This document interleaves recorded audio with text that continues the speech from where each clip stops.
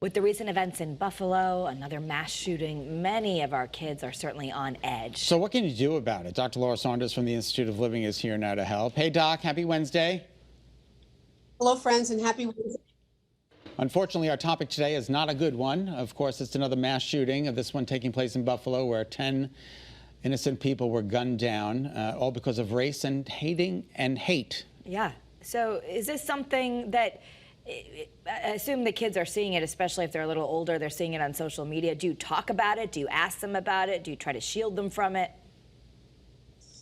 Well, so what we know is that from research, we've looked at the effects of racial trauma and how it leads to higher rates of depression and anxiety and stress. It's also been linked to PTSD, substance use, and other serious psychological conditions. So, experiences on racism, really, they build on each other and chip away at the emotional, physical, and spiritual resources of people of color and people who are targets of bias. There are other risk groups.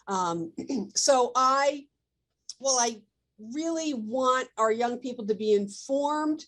Unfortunately, these kinds of events are becoming fairly common enough that it tends to flood our psyche and either overwhelm us and believe that bad things are lurking right around the corner, which is a hard way to live, or kind of dulls our senses and makes us numb and immune. So I just worry about high levels of exposure to these kinds of things. And I worry about the effects of severe racism and radicalization. Well, let's say your 8-year-old or your 9-year-old comes home from school and says, "Mommy, what happened in Buffalo?" What do you tell them? How do you even approach the subject? So the next thing I generally ask in that situation is, well, what did you hear, right? So I want to find out what did they hear, and then address any misconceptions or misperceptions or false information, and then try to stay as factual as possible without adding in a lot of additional kind of highly emotional content, because children are so sensitive to the emotional reactions of their parents. So the more you can convey information without a lot of emotionality, the better. Okay. And you say it's best to limit the children's exposure to media coverage because it will just maybe cause more anxiety over something they have no control over? Yeah, I mean, there's things that we do have control over and don't have control over. We sometimes have control. We do have control over turning off the TV and having endless amounts of information, and not always really the happiest of information. We don't necessarily have control over various events in our lives. So it's learning how to exert control where we do have it. And while I do want people, and young people especially, to have information, an overwhelming amount of information just tends to kind of numb people out. Mm. You say reduce access to lethal means. Can you just talk more about that? Absolutely. See, this concept is so critical, not just for people at risk of perpetuating violence, but reducing access to lethal means is the number one thing to do when you have someone who has vulnerabilities around depression and anxiety or trauma, because reducing access to lethal means that they will not use lethal means to harm themselves or possibly to harm someone else. Mm. So that concept is absolutely critical. Well, especially you said if they're with the depression or anger, then their risk for using firearms the wrong way against themselves or others goes way up.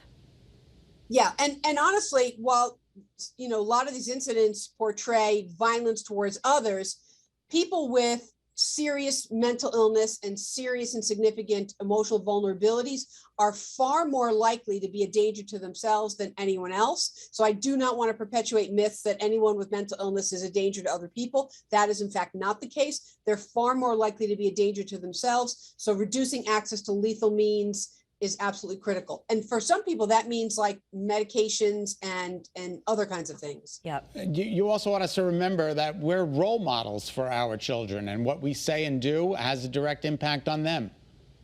Right. And the more we espouse really negative attitudes or other things. I mean, hey, I grew up with a good amount of prejudice, right? And it took a lot of effort to overcome a lot of that. So we have to really be careful about the prejudice that we, as parents, perpetuate onto our children, because they take up all that information. So it's just really being careful about the kind of information that we talk about, or that we perpetuate, because we are absolutely role models for our children. And as far as social media, I know this is a hard one for parents, especially the older they get and they're trying to keep track of it all. But you said you really should be watching, because sometimes teens and young adults are perhaps checking out radicalized sites. So especially those individuals who carry with them emotional vulnerabilities, right? They are, I mean, and this, some of these more high profile cases, starting way back with Columbine, right, are very well documented.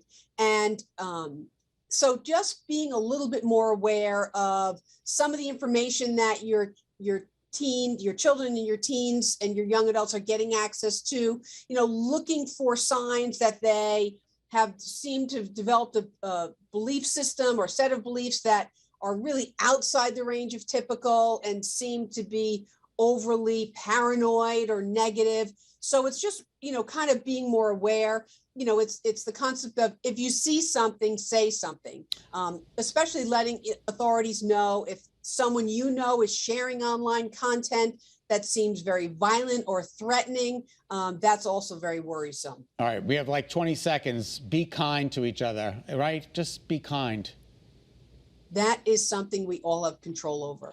The more we can recognize that life is precious, you don't know what can happen, spread more kindness to the world, be kind to each other.